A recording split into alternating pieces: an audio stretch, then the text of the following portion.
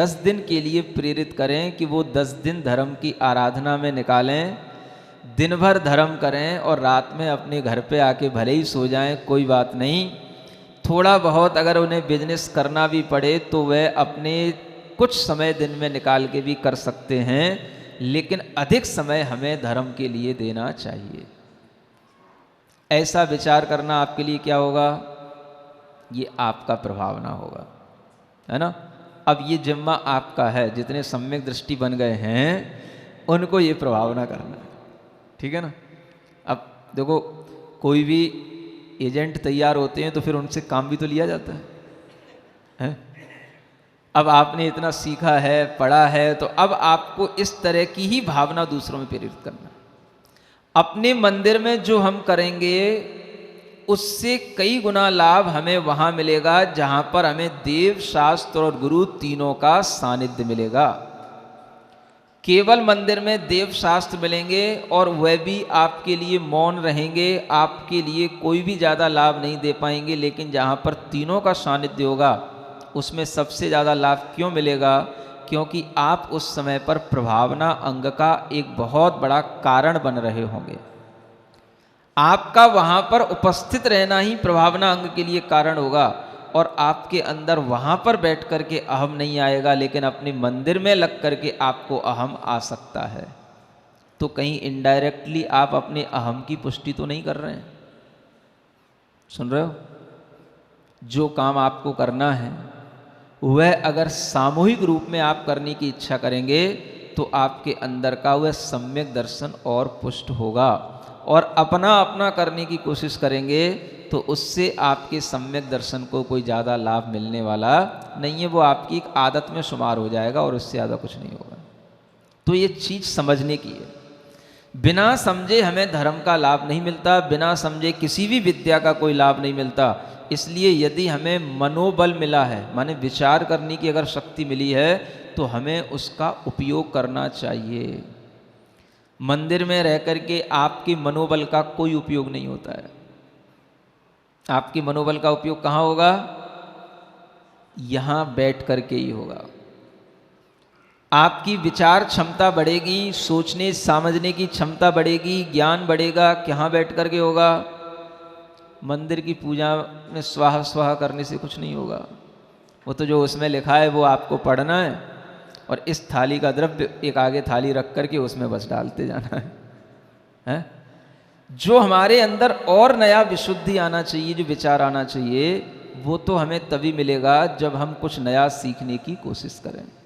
तो आपका भी मनोबल, वचन बल, काय बल सब कुछ दूसरों के लिए उपयोग में आ सकता है, जैसे साधु पुरुषों का आता है, और जैसे उनका बल कर्म की निर्जरा करने के लिए है, ऐसे ही आपके भी तीनों मन वचन काय के बल कर्म की निर्जरा के लिए बन सकते हैं, अगर आप चाहें तो।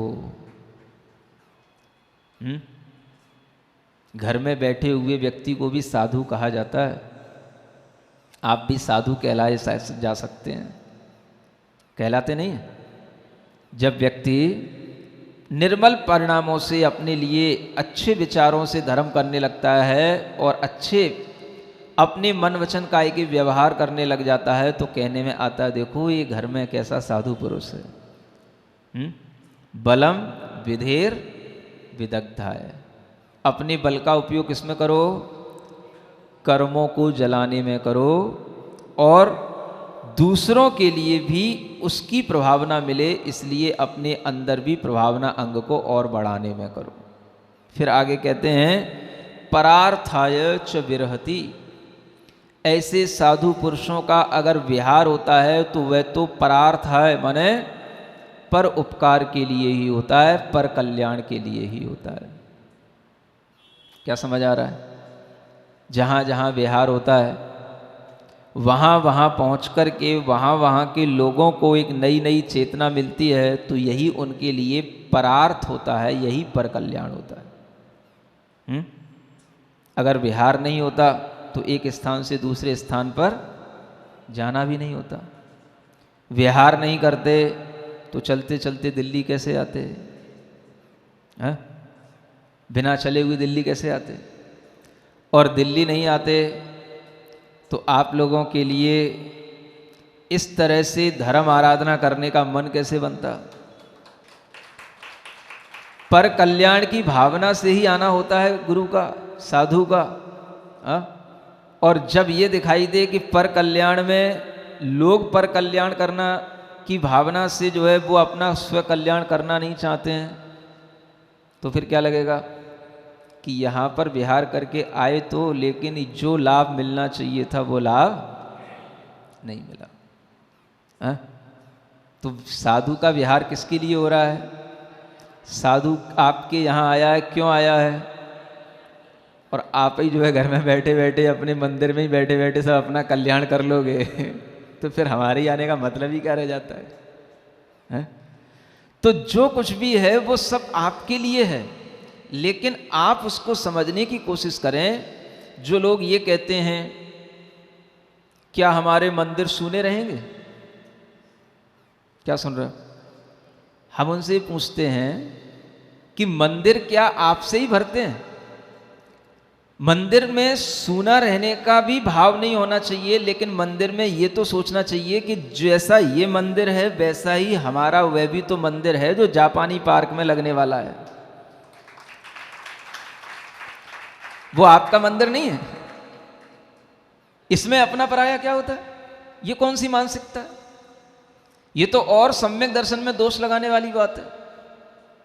हमें तो पूजा आराधना भगवान से मतलब होना चाहिए, और मंदिर में भी अगर हमारे लिए सूनापन नहीं रहे कोई बात नहीं। कुछ लोग मंदिर में भी पूजा करने वाले हो जाते हैं, कुछ लोग मंदिर में भी अभिषेक करने वाले होना ही चाहिए, हो कोई बात नहीं। लेकिन सबका भाव ये रहे कि यहाँ पर हम पूजा अभिषेक करने के बाद हम जो है उस सामूहिक कार्यक्रम में जरूर शामिल होंगे जो हमारे लिए दिया जा रहा है। अब भगवान का अभिषेक करना है, पूजा करना है, वहां अगर मान लो 4 लोग कर लें तो भी वही बात है, और 40 कर लें तो भी वही बात है। आपके मंदिर में क्या फर्क पड़ेगा? नहीं समझ में आ रहा। आपको इतना ही तो करना है कि भगवान का मंदिर सूना नहीं रहना चाहिए। माने आपको तो ये दिखाना है कि हमने भगवान को नहला दिया कि नहीं नहला दिया।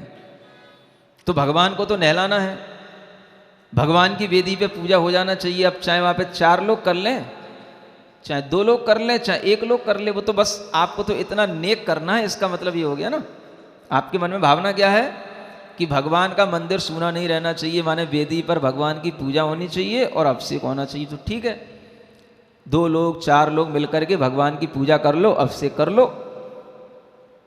बाकी का सामूहिक जो है, किसी के लिए अगर कोई भाव आए तो उनसे निवेदन करो कि भाई सामूहिक जहाँ पर पूजन अभिषेक चल रहा है वहीं पर जाकर के आप पूजा अभिषेक करें और वहीं पर आप अपने धर्म की आराधना करें।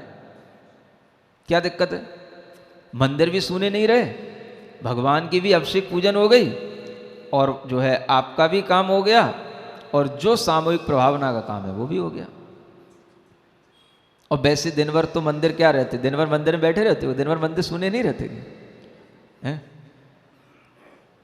अपना अपना जब भी कहीं देखोगे अहम आएगा, स्वार्थ आएगा, धर्म होगा ही नहीं। आप ये समझ के चलना, धर्म उदारता के साथ होता है, वात्सल्य भाव के साथ होता है। और धर्म के लिए अगर आप प्रभावना के अंग में शामिल हो जाते हो तो आपको धर्म के जो 8 अंग हैं उन 8 अंगों का लाभ मिलता है। ये जानकारी नहीं है, इसीलिए तो ये सब हो रहा है। अपनी अपनी ढपली, अपना अपना राग। ऐसा ही था तो फिर क्यों हुआ ये परार्थ है च विरहति। अब हम इधर आपको सुखाएं, समझाएं कि गुरु का विहार तो पर के लिए होता है और पर अपने में लगा हुआ है। तो कैसे काम चलेगा भाई? सोचने की बात है कि नहीं? तो आपको यही चीज़ दूसरों के दिमाग तक पहुंचाना है।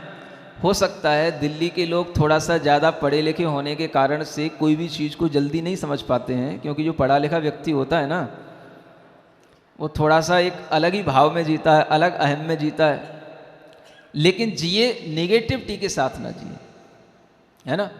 कई बार दूसरे लोग भी जब धर्म कर रहे होते हैं तो उनको देख कर के भी दूसरे लोग जो धर्म नहीं करते हैं वो अपनी नेगेटिविटी के कारण ऐसे कमेंट्स करते हैं कि वो सामने वाला भी एक बार विचलित हो जाए। ऐसे भी लोग हैं दिल्ली में, समझ आ रहा है ना। अभी दिल्ली में इसलिए बोल रहा हूँ कि ऐसे पहले कहीं ज़्यादा नहीं मिले, किन्हीं शहरों में मैं जाता था, एक बार कुछ कहता था, लोग बात मान लेते थे और उसका कोई भी रिएक्शन नहीं आता था। लेकिन दिल्ली में रिएक्शन बहुत जल्दी आता है, ये भी मुझे अब आजकल फील होने लगा है। समझ आ रहा है। अगर आपको किसी श्रावक ने भी मैसेज किया है, मान लो कि देखो यहाँ धर्म के लिए शामिल हो, धर्म प्रभावना में काम करो, तो हो सकता है कि वो लोग उस श्रावक के लिए भी पहले रिएक्ट करें, हाँ, कि तुम ही कर लो धर्म, हमें तो अपना धर्म अपना करना आता है, वहाँ तुम्हें फ्री में खाने पीने को मिल रहा होगा इसलिए बातें आती हैं। समझ में आ रहा है।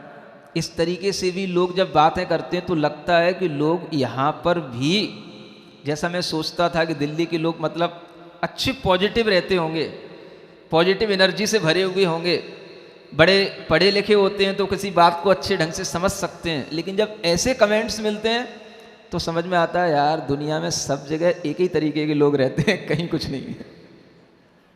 नहीं समझ में आ रहा है, नाम ही भर है बस दिल्ली और बॉम्बे है। तो आपकी ही इन मानसिकताओं से हमारे ऊपर जो प्रभाव पड़ता है, कई बार हम भी समझते हैं कि लोग तो सब ऐसे ही हैं, कहने को ही है बस दिल्ली के, क्योंकि ऐसे कमेंट्स तो हमने कहीं दूसरे अच्छे शहरों में नहीं सुने जो यहाँ सुनने को पड़ते हैं। धार्मिक लोगों के लिए इस तरीके के टॉन्ट करना, हाँ, और वो भी जो है अपने मन में विचलितपना ले आए, ऐसी बातें करने लग जाना।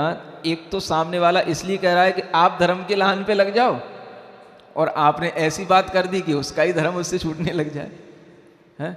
तो ये भी सोचने की बात है। ऐसे लोगों को अपनी अंदर की नेगेटिव एनर्जी को समझना चाहिए और उसको पॉजिटिव बनाने का प्रयास करना चाहिए। ये समझ में आना चाहिए कि हम कब कब नेगेटिव होते हैं, हम अब कब कब नेगेटिव अपनी मेंटलिटी से कौन कौन से वचन बोलते हैं। ये अगर आपको समझ नहीं आएगा तो आपको कभी भी धर्म का मर्म समझ नहीं आएगा। धर्म हमें टोटली पॉजिटिव बनाने की एनर्जी देता है। हाँ, मानसिक रूप से, वाचनिक रूप से, कायिक रूप से आप पॉजिटिव हों जितने होंगे, वही धर्म हमें सिखाता है, और कोई धर्म की चीज़ नहीं। तो धर्म के माध्यम से अगर आपके अंदर इतनी नेगेटिविटी आ गई कि जहाँ जो हो होता रहे, हमें कुछ लेना देना नहीं, हमें तो अपने से मतलब, अपने मंदिर से मतलब, तो इसका मतलब हम ये समझेंगे कि आप जो है नेगेटिविटी में जी रहे हो। आपको उस धर्म से भी कोई लाभ नहीं हो रहा है, भगवान की पूजा से भी कोई लाभ नहीं हो रहा है। तो अपनी इस मेंटलिटी को चेंज करो। जो सुन रहे हैं वो दूसरों को सुना करके भी चेंज करें, और घबराएं नहीं कि अगर किसी ने कुछ कह दिया तो आपका मन भी डिगमग हो जाए, ऐसा नहीं। सम्यक दृष्टि कैसा होना चाहिए? पक्का होना चाहिए, पट्ठा होना चाहिए। पट्ठा जानते हो? हाँ, जिसकी पीठ पे कोई कितवी मारे तो भी उस पट्टे को कोई फर्क नहीं पड़े, ऐसे पट्टे बन जाओ अब तो आप। समझ में आ रहा है ना। हाँ, धर्म का प्रचार करने के लिए, धर्म की प्रभावना करने के लिए बिल्कुल पक्के बन जाओ, पट्टे बन जाओ, और जैसे बने तैसे ये भाव रखो कि हमें इनके अज्ञान को दूर करके इन्हें सम्यक ज्ञान की ओर लाना है। ये विचार आपका आएगा तो यही आपके अंदर बहुत धर्म को पैदा करता रहेगा। समझ में आ रहा है। एक तीसरी चीज़ और है, दिन भर की तो बातें होंगी, रात में क्या करना, तो आप क्या करते हो आप जानो, लेकिन साधु क्या करता है वो मैं आपको बता रहा हूँ। बता दूँ? टाइम बहुत हो गया। निशास्ति स्वानुभूत्यै सह साधु सिद्धि प्रसिद्ध है। वही साधु आत्म सिद्धि कर पाता है जिसकी निशा, निशा माने हाँ, किस में लगती है, किस में गुजरती है? अपनी स्वानुभूति में, स्व संवेदन में। जिसके लिए रात्रि में भी जो है, जागरण में, रात्रि में भी अपनी अनुभूति, आत्मानुभूति करने में आनंद आता है, वह अपनी उस रात्रि में भी अपना कल्याण करता रहता है, और जब दिन में जागृत होकर के बैठता है तो पर के कल्याण में लग जाता है। ऐसे वह स्व और पर दोनों का कल्याण रात दिन करता रहता है। समझ आ रहा है? ऐसे साधु ही सिद्धि को प्राप्त होते हैं, और उनका अगर हमें किसी भी तरीके से संयोग या सानिध्य मिल जाता है तो हमारे अंदर भी सिद्धि की भावनाएं, सिद्ध होने की भावनाएं पैदा हो जाती हैं। आपके अंदर भी ऐसी भावना पैदा हो। इन्हीं भावनाओं के साथ महावीर भगवान की जय।